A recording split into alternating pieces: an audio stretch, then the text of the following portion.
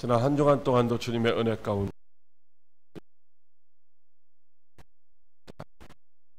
금년 한 해 우리에게 다가올 그런 모든 무더위도 주님의 은혜로 다 극복하고 우리에게 맡겨준 사명을 잘 감당해서 주님 앞에서 잘했다고 칭찬받을 수 있는 저와 여러분들이 다 되시기를 주님의 이름으로 축복합니다. 오늘 본문의 말씀은 소아시아의 7교회 중에 6번째 교회인 빌라델비아 교회를 향하신 주님의 말씀입니다. 이 빌라델비아 교회를 향하여 주님이 하시는 말씀은 책망의 말씀이 전혀 없습니다. 오직 칭찬의 말씀만 하셨습니다. 그렇다면 빌라델비아 교회가 어떻게 했기에 책망은 하나도 받지 않고 다 칭찬만 받을 수 있었을까요? 저와 여러분들도 어느 날 주님 앞에 서게 될 텐데 주님의 심판대 앞에서 주님의 평가 앞에서 이제 악하고 기울은 종이라고 책망받는 자 하나도 없고 다 잘했다고 착하고 충성된 종이라고 칭찬받고 면류관 받았을 수 있기를 주님의 이름으로 축복합니다. 자, 이 빌라델비아 교회는 어떤 교회인가?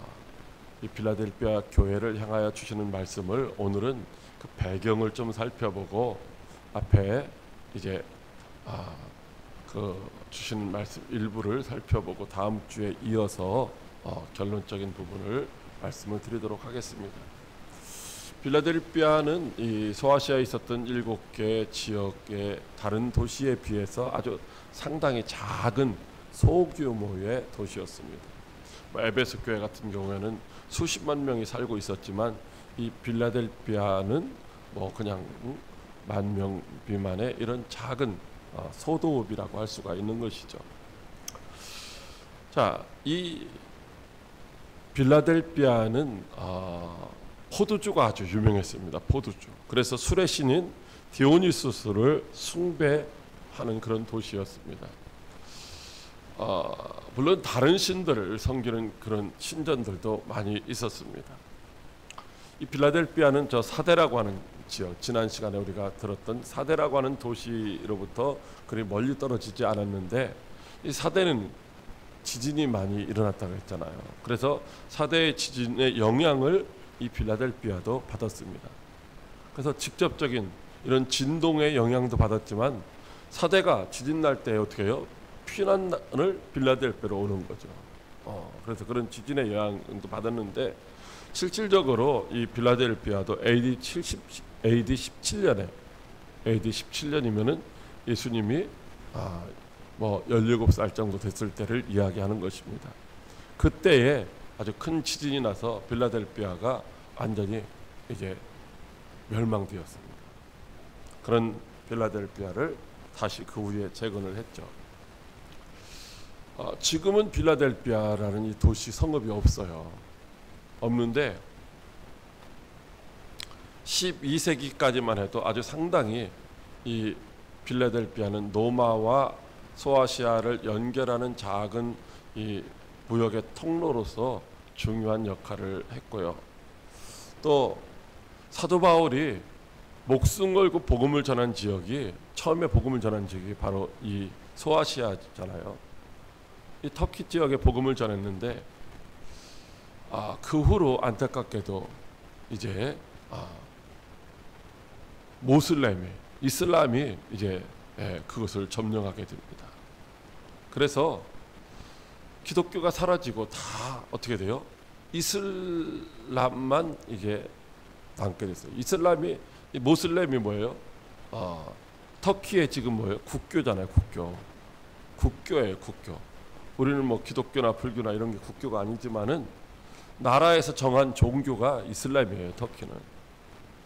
자, 그런데 1392년까지 그 터키라고 하는 지역은 땅덩어리가 어마어마하게 크잖아요. 굉장히 크거든요.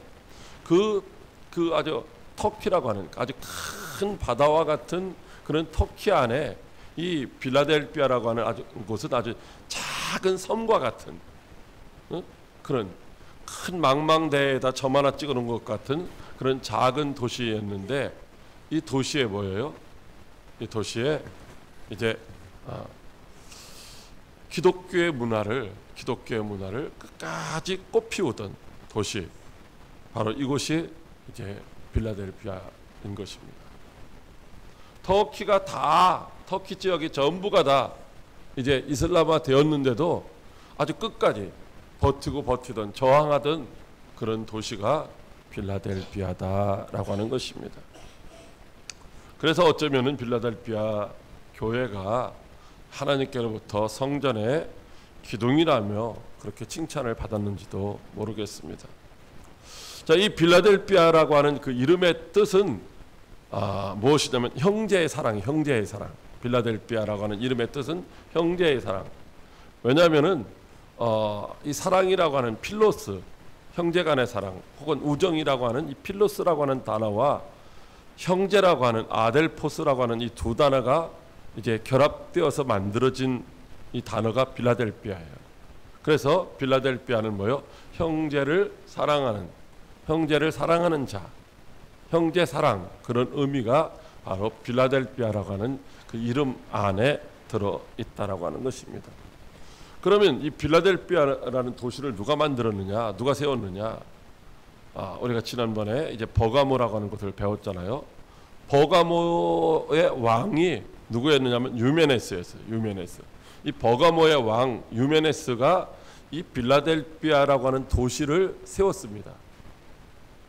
그리고 그 도시를 누구에게 다스리게 했느냐면 자기의 동생인 아탈루스에게 이제 그 빌라델피아를 다스리게 했죠. 그런데 로마가 이제 세계를 지배하는 동안에 버가모가 이제 로마에 좀 눈밖에 나는 일이 있었는지 그 이 필라델피아를 다스리는 아탈루스, 즉 버가모의 왕인 자기의 그 형을 배반해라, 밀고 해라, 하여튼 이렇게 끊임없이 형을 배신하도록 부추겼는데도 불구하고 그 어떤 그 권력이나 어떤 유혹과 미혹에도 굴복하지 않고 끝까지 형을 뭐했어요? 배반하지를 않았다는 거예요. 끝까지 그 도시를 세워가지고 자기에게 그 도시를 다스릴 수 있는 권한을 준 그 형을 배반하지 않고 끝까지 뭐했다? 사랑했다라고 하는 것입니다. 그래서 그 도시의 이름이 형제를 사랑하는 자라고 하는 그런 이름이 붙게 되었다라고 하는 것입니다. 여러분, 그곳에 바로 세워진 교회가 빌라델피아 교회입니다. 그래서 빌라델피아 교회는 특별히 다른 교회하고 다르게 형제 사랑이라고 하는 그런 사랑이, 형제에 대한 사랑이 남다른 교회가 바로 빌라델피아 교회다라고 하는 것입니다. 여러분, 이 빌라델피아 교회는 그래서 형제를 사랑하는데 어떤 형제를 사랑했느냐? 하나님을 아바 아버지라 부르는 이제 그런 믿음의 형제들을 특별히 사랑했어요. 그 중에서도 이제 하나님의 맏아들이신 예수 그리스도를 자기들의 형제로, 혈육의 피를 나눈 형제보다도 더 사랑하는 그런 사랑을 했다라고 하는 것입니다. 왜냐하면 예수님을 왜 그렇게 사랑했느냐? 예수님은 우리를 뭐라고 부르셔요? 우리를 형제라고 부르시는 형제. 예수님이 우리를 형제라고 부르시기를 뭐 하시지 않았느냐면 부끄러워하지를 않으셨다는 것입니다. 여러분, 우리는 어때요? 우리는 나를 낳아주신 부모님도 이제 연세가 드시고 좀 그러면은 어떻게 해요? 우리 아버지야, 우리 어머니야라고 내놓기를 좀 부끄러워할 때도 있어요. 우리의 형제들 중에서도 좀 부족한 형제들을 내 형제야, 내 형이야, 내 언니야, 누나야 이렇게 말하는 것들을 부끄러워한다는 거예요. 어떨 때는 자식을 그렇게 부끄러워할 때도 있어요. 그런데 예수님은 우리를 형제라고 부르기를 부끄러워하지 아니하시고 지금도 그 십자가의 사랑 안에 머물면서 영원한 생명을 누리게 하시는 줄로 믿으시기 바랍니다. 그렇게 우리를 주님의 형제로 받아주시고 끝까지 버리지 아니하시고 사랑하시는 그 예수님은 도대체 어떤 분이실까요? 첫째로 다윗의 열쇠를 가지신 분이라고 말씀하시고 있습니다. 요한계시록 3장 7절 말씀입니다. 필라델피아 교회의 사자에게 편지하라. 거룩하고 진실하사 다윗의 열쇠를 가지신 이 곧 열면 닫을 사람이 없고 닫으면 열 사람이 없는 그가 이르시되 아멘. 예수님은 거룩하고 진실하신 분이십니다. 거룩하다는 말은 구별되다는 말이고 진실하다는 말은 참되다라고 하는 그런 의미가 있는 것이죠. 그러니까 예수님은 세상에 속한 다른 누구와 다르다는 거예요. 구별됐다는 거예요. 아, 누구하고 비슷해. 절에 다니는 사람들은 그래요. 아, 예수님도 석가모니하고 비슷한 거 아니냐. 예수님도 공자님과 비슷한 거 아니냐. 좋은 말 하시고 잘되라고 하는 거 아니냐. 이렇게 비슷하게 생각하지만 전혀 그렇지 않다. 완전히 다르다는 거예요. 완전히 구별되어 있다는 거죠. 예수님은 바로 세상에 그 누구와 비슷한 것이 아니라 완전하게 유일하신, 우리를 구원하실 수 있는 유일하신 구원자인 줄로 믿으시기 바랍니다. 공자나 석가나 마호메트나 어떤 다른 사람들과 비슷한 것이 아니라 유일하신 구원자이시다. 할렐루야. 이 세상에 그 어느 누구도 나는 길이요 진리요 천국이니 나로 말미암지 않고 그런 아버지께로 올 자가 하나도 없다라고 그렇게 말한 사람은 아무도 없다라는 거예요. 오직 예수님만이 내가 곧 길이요 진리요 생명이니 나로 말미암아서 바로 아버지께, 즉 천국에 가야 된다라고 말씀하시고 있는 거죠. 세상 사람들 중에 내가 곧 길이요 진리요 생명이라고 말할 수 있는 사람은 아무도 없어요. 혹시 그렇게 말한다고 해서 그렇게 되어지지도 않아요. 그걸 믿고 가다가 보면 어떻게 해요? 멸망의 나락으로 떨어지게 된다고 하는 것입니다. 거룩하고 진실한 예수님만이 오직 다윗의 열쇠를 가지고 계시다고 말씀하시고 있습니다. 여러분, 열쇠라고 하는 것이 무엇을 의미합니까? 열쇠는 소유권을 이게 의미하는 소유. 우리 집 열쇠는 누가 갖고 있어요? 각자 자기가 소유자가 열쇠를 갖고 있는 거예요. 자동차 열쇠도 마찬가지고. 그리고 소유할 뿐만 아니라 그걸 어떻게 해요? 그걸 사용하고 다스리고 관리할 그런 권한도 가지고 있다는 거예요. 열쇠를 가진 사람이. 여러분, 그렇기 때문에 오늘 다윗의 열쇠를 예수님이 가지셨다는 말씀은 무슨 말씀이냐면 예수님이 바로 그 천국의 주인으로서 천국을 다스리시고 천국을 관리하시고 천국 백성들을 통치하시는 분이라는 말씀인 줄로 믿으시기 바랍니다.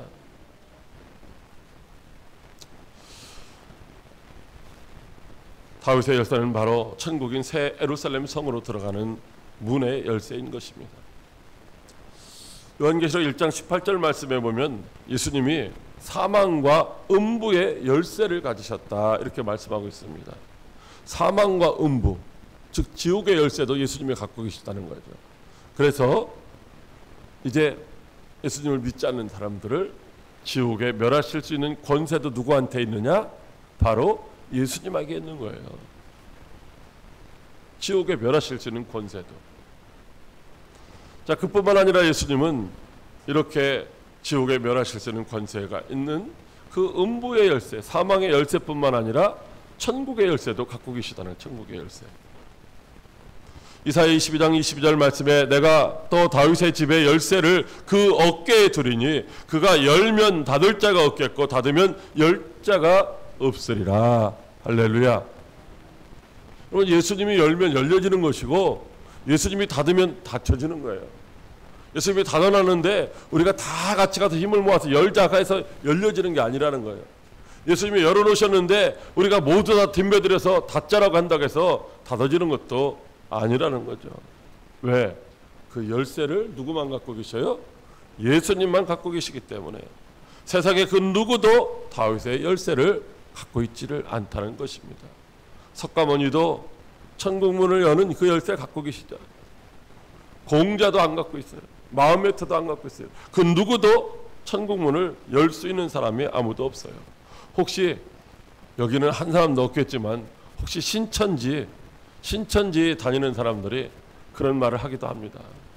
또 어떤 또 다른 종교를 가진 그런 사람들이 이제 자기들도 천국에 갈 수 있다라고 말을 하죠. 그러나 그들은 다 뭐하는 사람들이에요? 우리 영혼을 노략질하는 이리 때에 불과한 줄로 믿으시기 바랍니다. 그러므로 세상의 그 어떤 소리나 현상에도 절대로 미혹되지 마시기를 바랍니다. 예수님이 열어주셔야 천국에 갈 수 있는 것이고, 예수님이 저와 여러분에게는 항상 천국문을 열어주시는 줄 믿으시기 바랍니다. 그렇다면 왜 예수님이 소아시아에 많은 교회가 있었지만 필라델피아 교회에 다윗의 열쇠를 가지시고 천국문을 열기도 하고 닫기도 하시는 분으로 나타나셨을까라고 하는 것입니다. 그것은 당시 필라델피아 교회가 이 도시 자체가 작았기 때문에 교회도 작았어요. 규모가 작았어요. 사람도 작았어요. 그러니까 어떻게 해요? 재정도 풍성하지 못했어요. 권력 있는 사람도 별로 없어요. 백그라운드도 없어요. 로마의 이런 힘을 의지하지도 않았어요. 그러니까 이들 스스로 생각하기를 우리는 할 수 있는 것이 아무것도 없어. 우리는 부족해. 우리는 못해.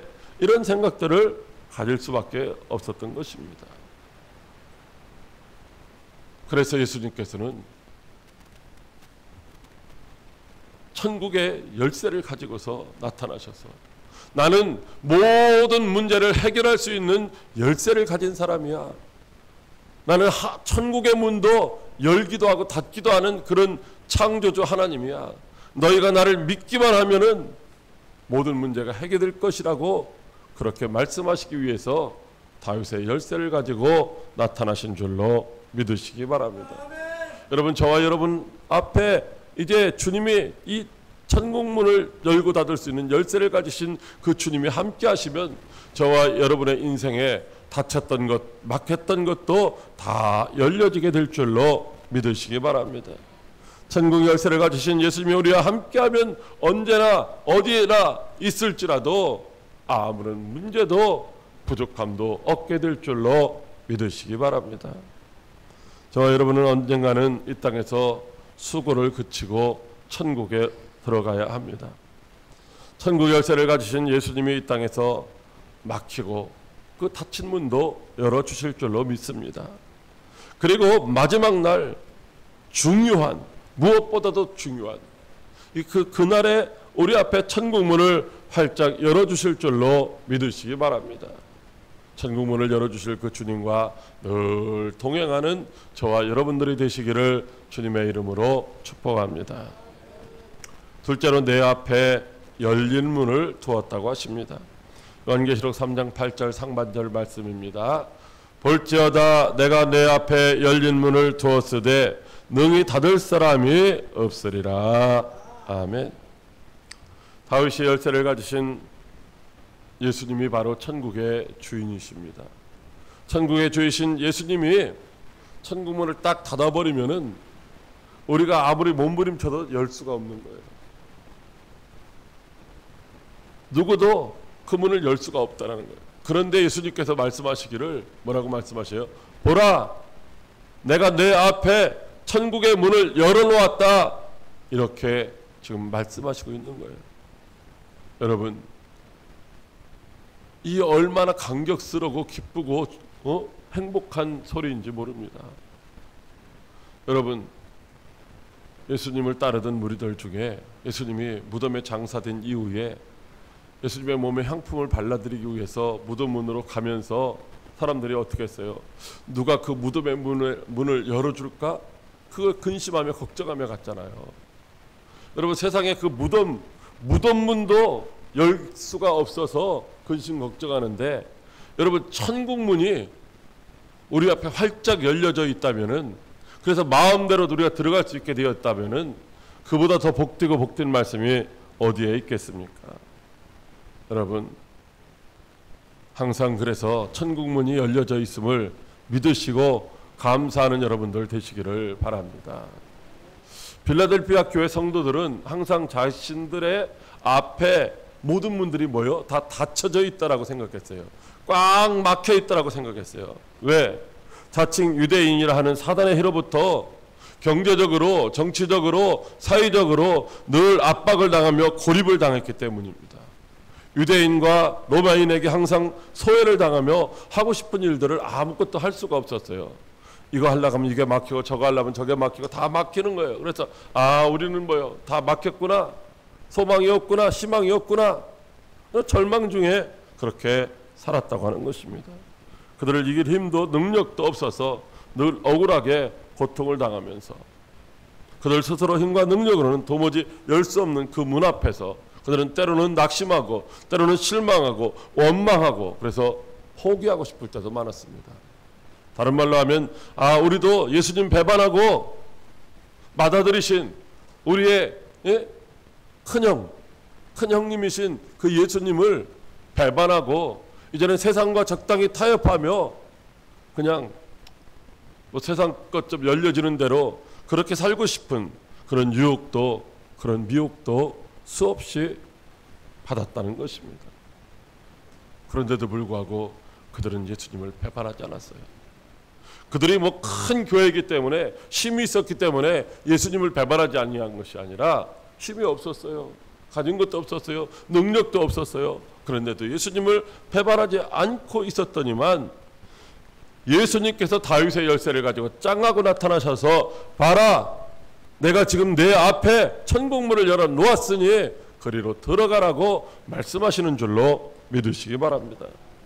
설령 내 앞에 지금 성공의 문이라고 하는 것, 행복의 문이라고 하는 것, 만족의 문이라고 하는 것, 건강의 문이라고 하는 것, 그것들이 닫혀 있을 수는 있지만은 그러나 그것들과는 비교할 수 있는 천국의 문이 활짝 열려 있다라고 말씀하시고 있는 줄로 믿으시기 바랍니다.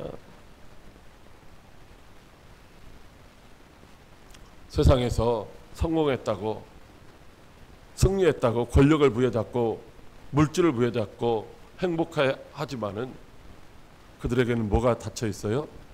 천국문이 닫혀 있다라는 천국문. 여기 당시에 로마 사람들이나 유대인들에게는 그 천국문이 닫혀 있는 거예요.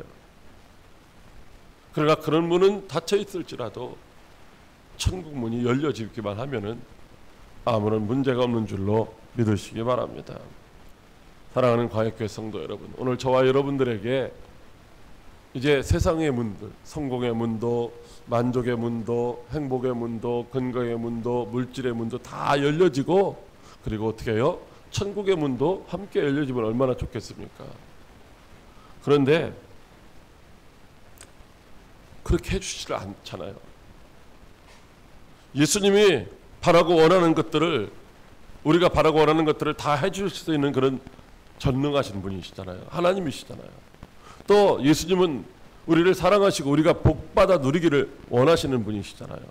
그런데도 불구하고 왜 우리의 모든 것들을, 우리의 모든 필요한 문들을 다 활짝활짝 열어서 필요한 대로 공급받으면서 부족함이 없는 삶을 왜 살도록 안 해주시는가? 누구 때문이겠어요? 예수님이 할 수 없기 때문이겠어요? 바빠서 못 하시는 걸까요? 그렇지 않다고 하는 것입니다. 마태복음 7장 13절로 14절 말씀해 보면은 좁은 문으로 들어가라. 멸망으로 인도하는 문은 크고 그 길이 넓어 그리로 들어가는 자가 많고 생명으로 인도하는 문은 좁고 길이 협착하여 찾는 이가 적음이라 이렇게 말씀하시고 있어요. 그러니까 세상 이 문은 어때요? 세상 이 문이 지금 크다라는 거예요. 여러 개의 문이 있잖아요. 행복의 문, 만족의 문, 건강의 문, 물질의 문, 권력의 문, 여러 문들이 많잖아요. 그리고 생명으로 들어가는 문은 어떻게 해요? 하나밖에 없어요. 하나. 예수님 하나밖에 없어요. 좁다라는 거예요. 다 열어놨더니만 사람들이 어떻게 들어가는 거예요? 좁은 문으로 안 들어간다는 거예요. 생명의 문으로 안 들어간다는 거예요. 가다가 죽을지라도 당장 먹고 살고 좋은 그 길로 가고 있다라는 거죠. 여러분, 그래서 주님이 그 문을 닫아놓으시는 거예요. 적당히 조금만 열어서 필요한 것만 우리가 주님 신앙생활하면서 천국을 갈 준비하는 동안에 필요한 것들만 공급해 주시는 것이지, 흥청망청 마음껏 쓰고 즐기고 행복하게 살면서 예수님도 잘 섬기고 예수님 영광 드러낼 수 있으면은 왜 안 해주시겠어요? 근데 그렇지를 않다라는 거예요. 우리보다 주님이 우리를 더 잘 아시기 때문에 주님은 무엇을 원하시는가?